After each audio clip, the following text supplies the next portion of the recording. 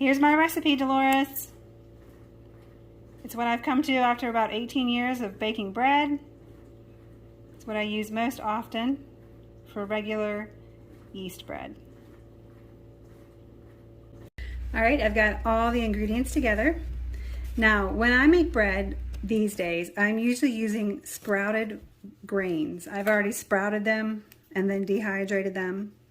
And that's going to affect the water, the amount of water you put in your recipe. So if you're using flour that is not from sprouted grains, you might only want 3.5 cups. You'll find out as you go. I'm using about 3¼ cups of water in this recipe. And the thing about your bread is you'd rather it be more wet in the beginning if you're going to air one side or the other. Air on the side of being too wet in the beginning, because you can always add more flour later. But if your recipe is too dry in the beginning, then it's pretty hard to correct it. So I've got my water already measured and added to this pot. We're going to add the 2 teaspoons of salt. Prefer Redmond's real salt or pink Himalayan. I use 1/4 plus 2 tablespoons of oil. So it's halfway between the 1/4 and the 1/2 mark. I used to only use 1/4, and the bread consistency is better with a little bit of extra oil. And then 3 to 4 tablespoons of honey. You can bake this with regular sugar, any kind you like. And then mix it up a little bit just to make sure it's incorporated.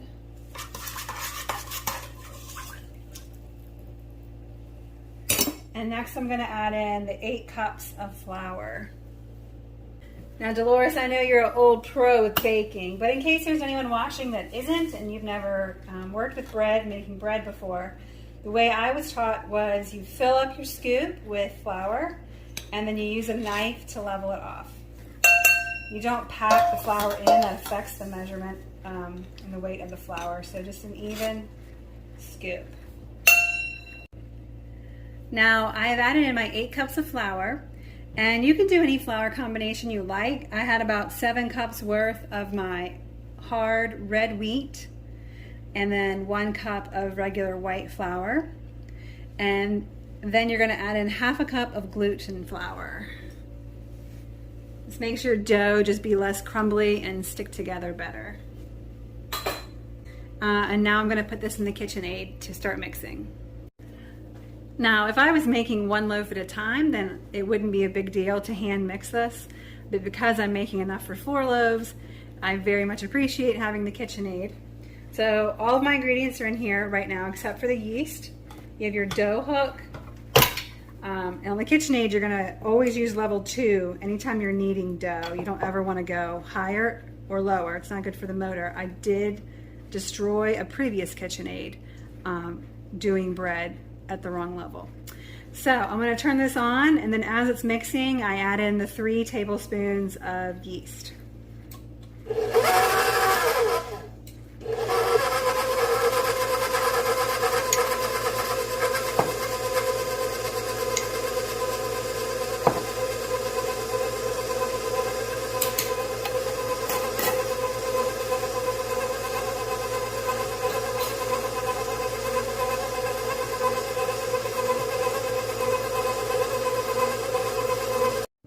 I have turned this off for just a minute, scrape the edges down to make sure all the flour is incorporated. And I'm going to let it mix for about a minute longer until everything's mixed in well, just so that there's no dry flour or clumps of wetness collected.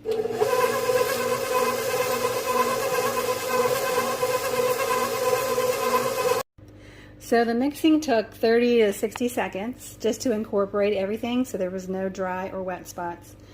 Then I covered the bowl up with it turned off and let it rest for 3 minutes. You could do 3 to 4 minutes. That's going to help the gluten to develop. So the time is up. So this is what the dough looks like right now.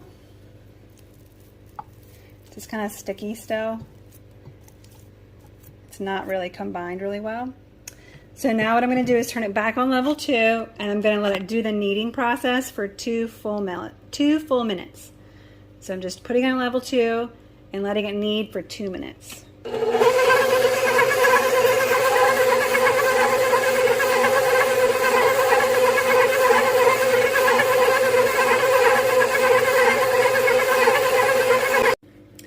All right, it's been 2 minutes.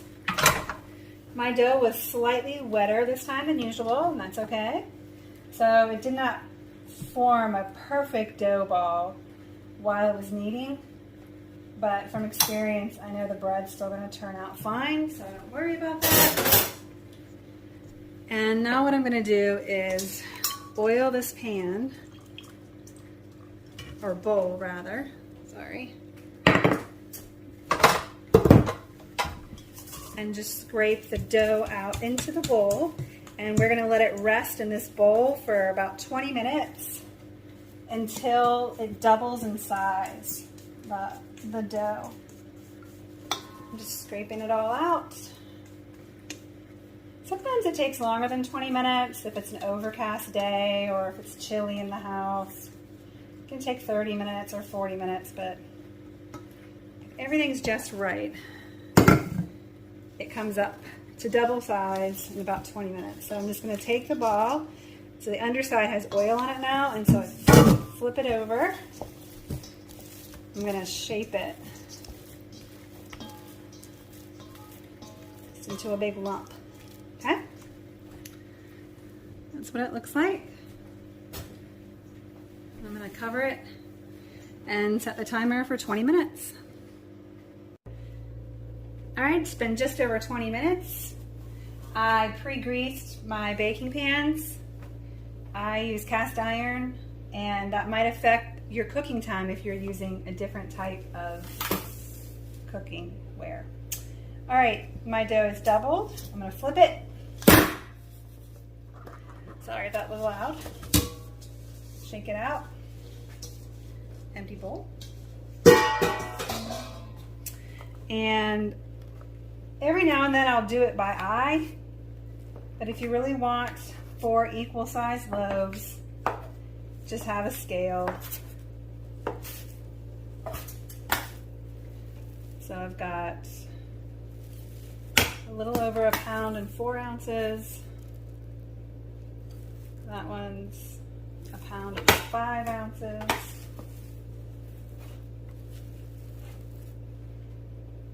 Pound and 4,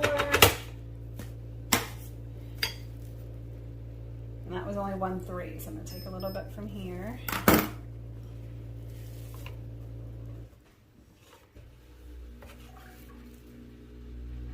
All right, so they're all about 1 pound 4 ounces each. And now I'm going to knead the dough and place it into the pan for its final rise. So the way Marcia taught me was you do quarter turns, fold it, and press it in.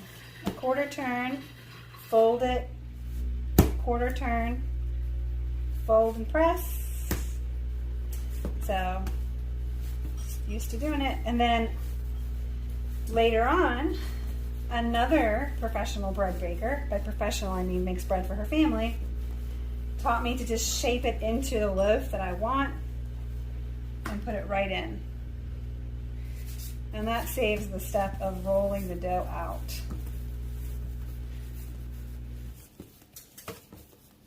I'm just kneading it until the texture feels a little tight. It firms the dough up a little bit. So I'm gonna put it in the shape I want with the seam on the bottom. Tuck it in. Keeping a little bit of flour on my hands just so it doesn't get sticky.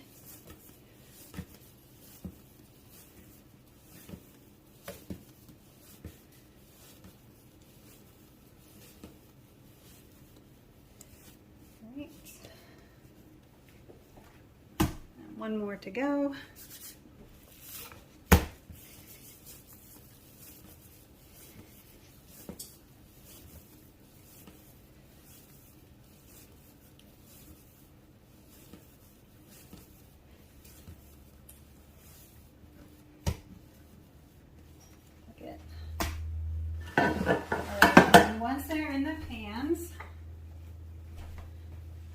could cover with saran wrap if you wanted to. You want something that's going to keep the air off your bread so that it doesn't dry out while it rises. I just put on a teeny bit of olive oil. You could use avocado oil too.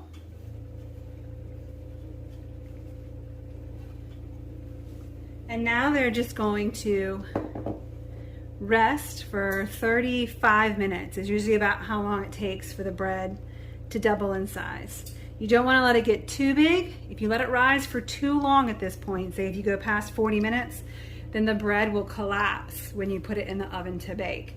So you want to catch it just at the right time to put it in the oven and lock that size in. So I'm going to let it rest here for 35 minutes now. All right, this bread has almost 5 minutes to go on rising. While we're waiting, I just wanted to let you know your oven should have been turned on when we shape the dough and put it in the bread pans. You can turn it on maybe 10 minutes after that, but you want to make sure it's really, really hot when you put the bread in. So even though this is going to bake at 350 degrees, I preheat my oven to about 425. So I will walk you through that when we put it in the oven. But 425 preheat, the bread's going to be ready to go in just a few minutes.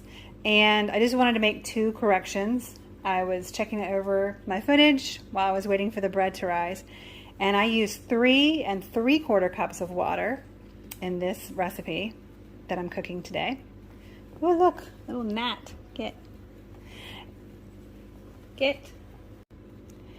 Also, I said that I had used hard red wheat for my flour. That is not correct. This recipe is made with hard white wheat. Not soft wheat, it's hard white wheat.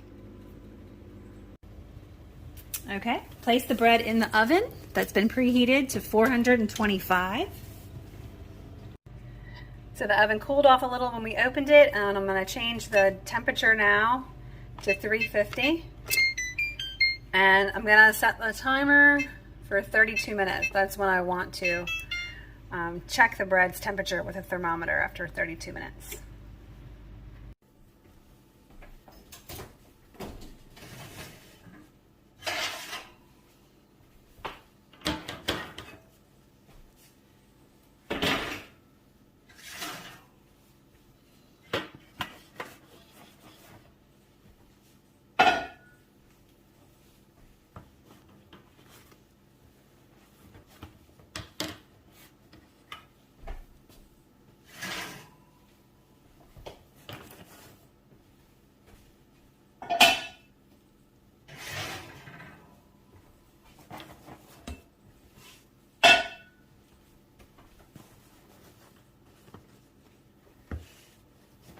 You would love to be able to smell this bread.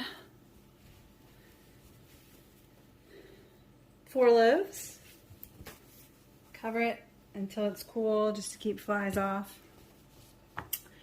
Let it cool for 2 to 3 hours, maybe longer, until the loaf is completely cooled before you put it in a bag and freeze it or put it in your cabinet.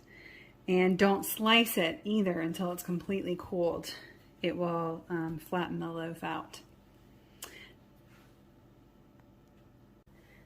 And just for a sample, this is a loaf of bread that was baked 3 or 4 days ago. And it was frozen. Thawed it this morning. This was a 5 by 9 loaf, if it looks a little bigger than the 4 by 8s that I just baked. Yummy sandwich bread.